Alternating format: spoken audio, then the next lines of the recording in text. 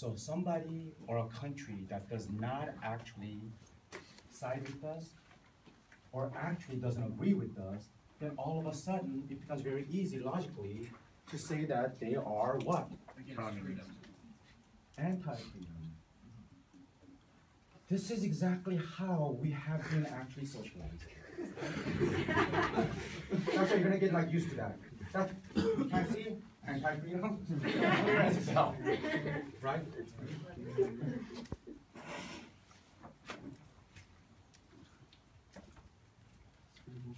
Yeah, you guys are okay with all the contradictions that exist, but you can't handle this. Amen, Jesus.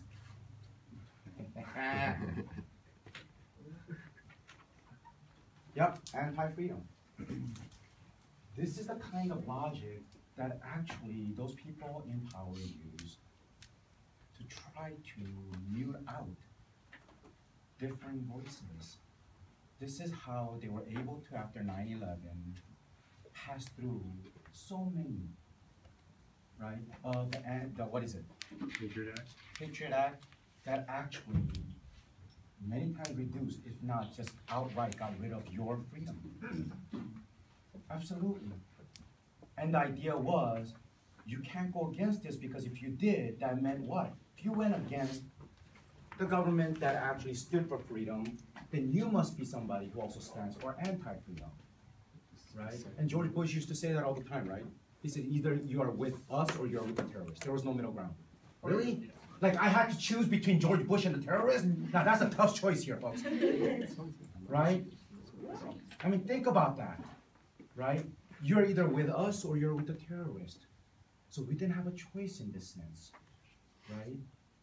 So a lot of people who weren't siding with Bush, who also did not side with the terrorists, just had to actually be silent.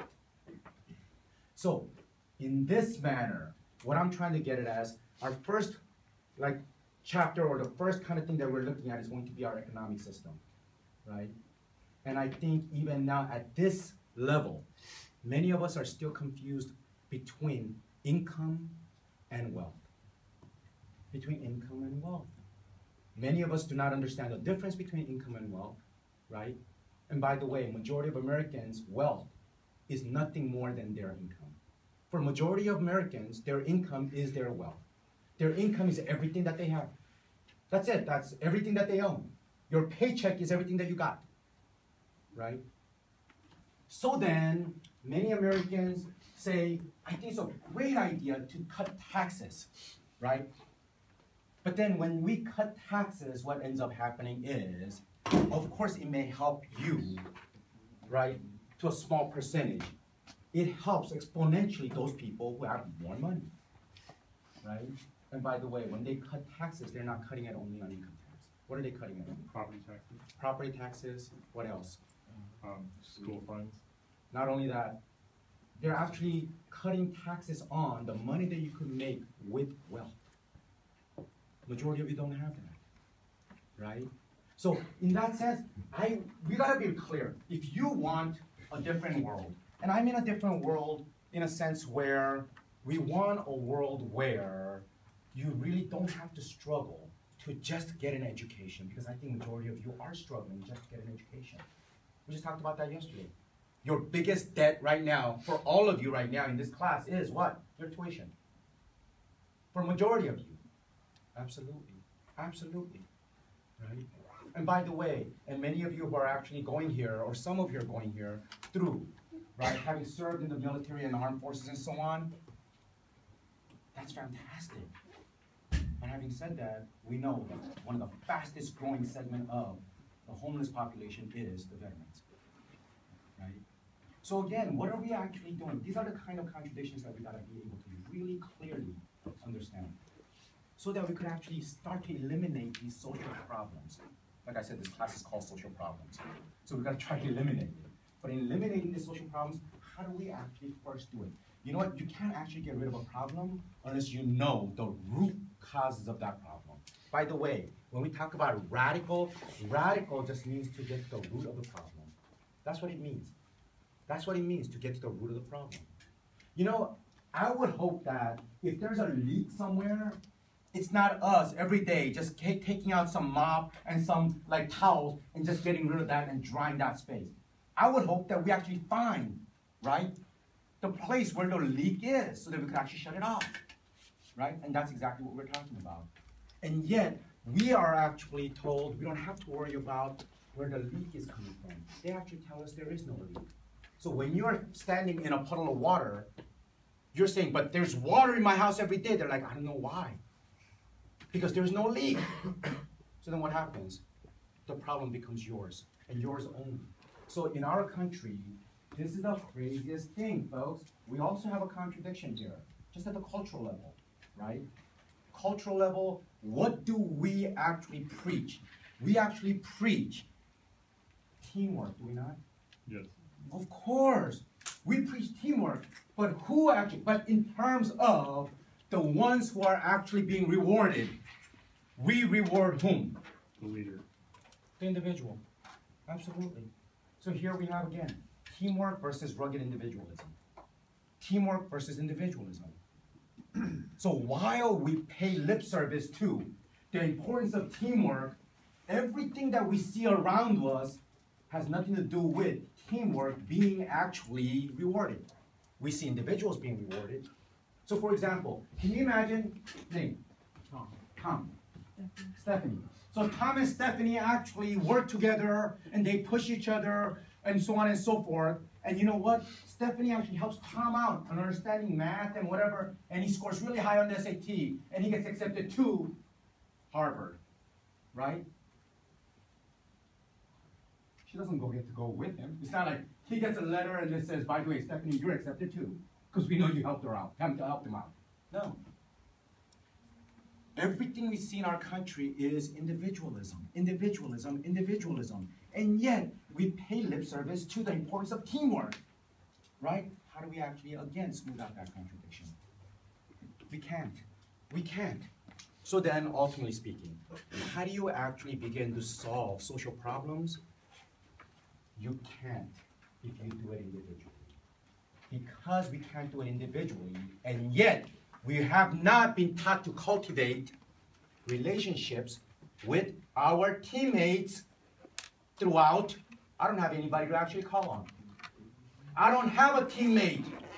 There's a social problem and I want to reach out and say, let's fix this. Mitzi, but she's no longer my teammate. Right? Andrew is no longer my teammate. I don't have a teammate. I'm all alone.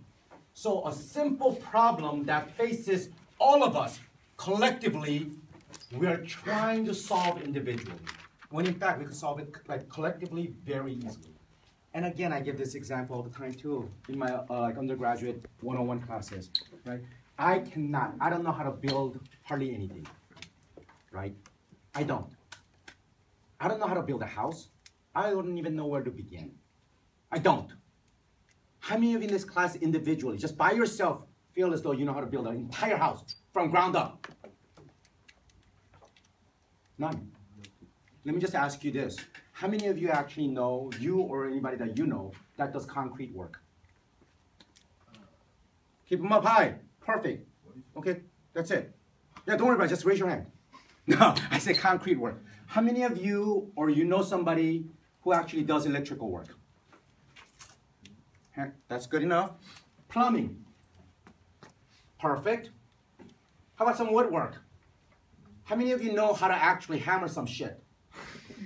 Perfect. That's all we need. Isn't it amazing? Individually, just 3 minutes ago, none of us in this class actually could build a house. But all I needed was to ask, collectively, hey, do you know how to do plumbing? Hell yes. Right? How about concrete? Yeah, let's get some concrete pouring here. How about some wood things called the roof? Yeah, let's throw some shit up there. So when it rains, we're not wet. Right? Everybody could have a hammer. Right? Start pounding. You know what? We could put up a house just like this, folks. No, seriously. It doesn't take much to put up a house just like this. Individually, we can't. That's what I mean. In the way that we actually approach our everyday life, against, and I mean that against, the world, the way it has been actually constructed. You go at it alone as a woman having to fight against this thing called sexism. You go into rooms, board meetings, and you see hardly anybody that look like you, even as a high achieving executive. Absolutely. You have to face this world alone in some ways as a young minority, young person. Yep. Where society actually sees you as somebody who shouldn't even belong there. You approach this world individually as a poor white kid, and you don't belong here. By the way, how many of you are the first year or first college-going person from your family? Yes, San Diego State, we have many of our students this way. You know what? I'm sorry, in some ways you weren't even supposed to be here, so congratulations. Yeah, you know why? Seriously, there's a big difference. I sometimes, my mind, I'm boggled by how you've actually been able to navigate this place. You haven't had anybody who tells you like what college is like. When I went to college, I had my brothers, my dad was a professor, so my brother just tell me what courses take, how to get around these things. Absolutely. And even then it was very difficult. I could only imagine if you don't have anybody who's ever experienced university and you're trying to do this on your own, right? Something so, in some ways, simple as a university. How about your life? And isn't it amazing that we actually don't? We don't use our resources, each other, for those things called life. We all go at it alone. Where's the idea of teamwork? Where's the idea of teamwork? This is why I keep saying this is so stupid, right? Right? I mean, fine. The Cavaliers just won, right? They beat some D-League team called Atlanta Hawks.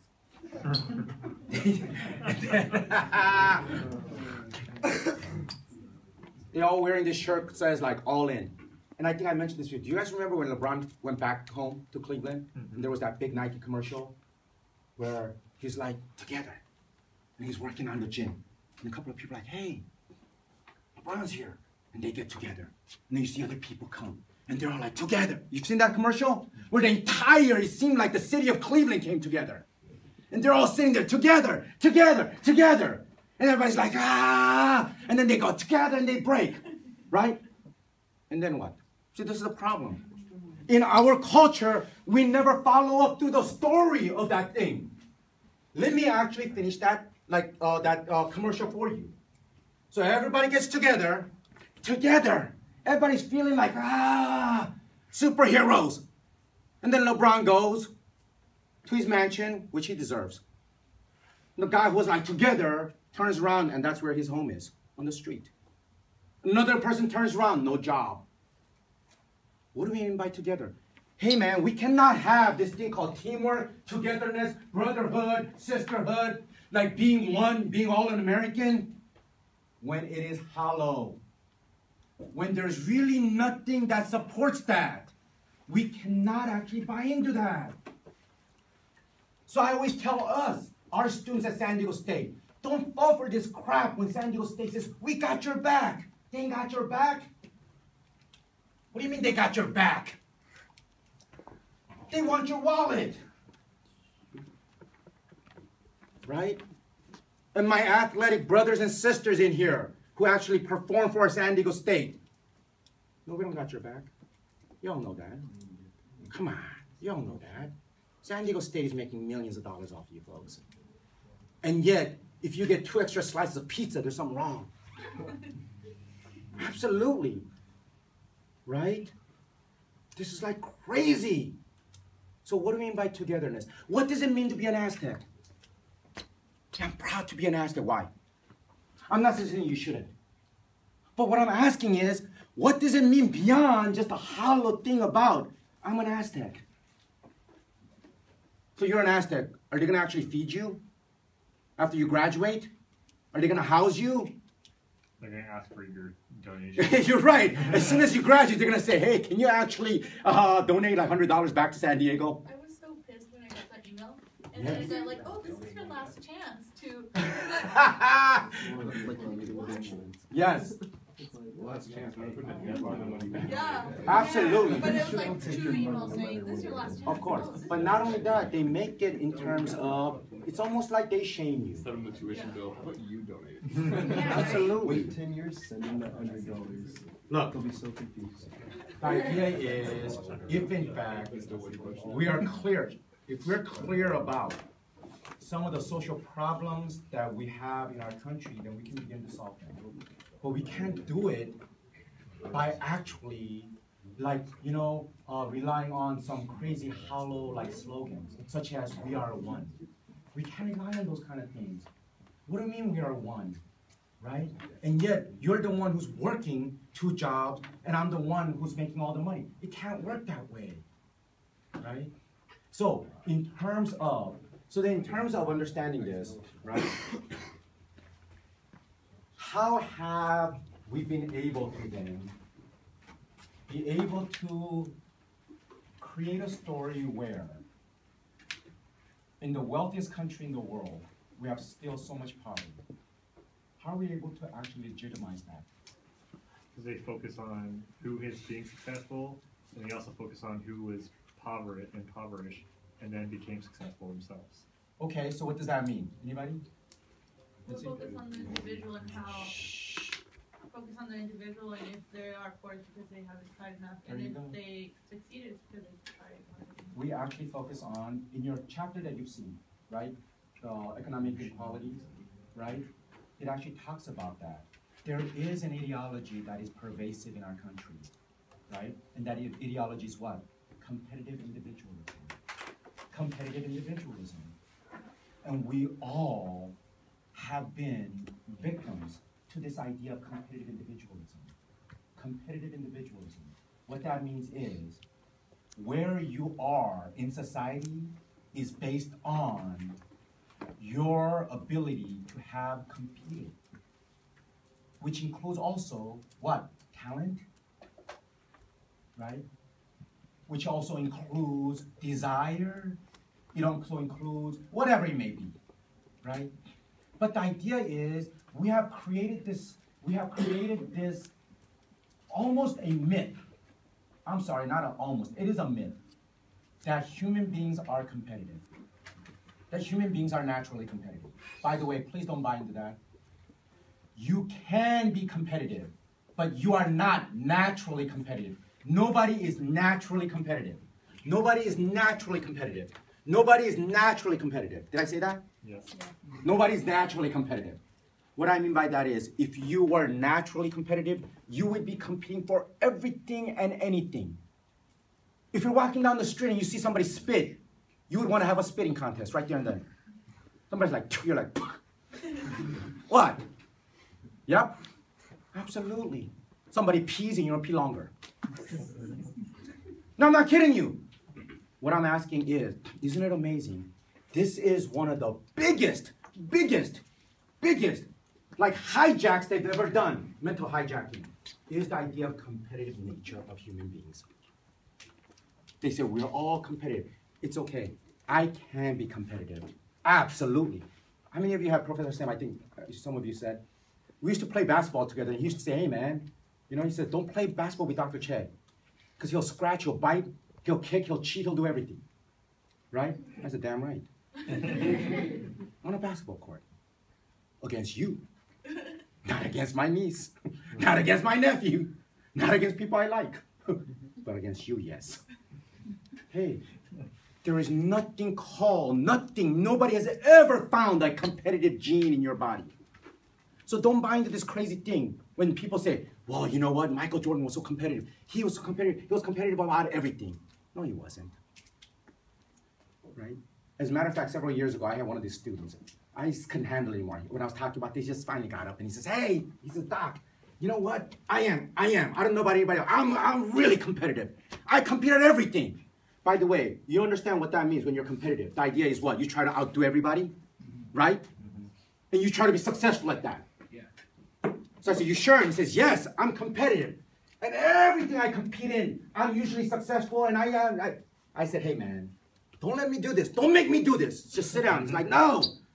Like, I'm the most competitive person. I said, I've seen your transcripts. Shut down. Absolutely. I said, I've seen your transcript, man. Not competitive at all.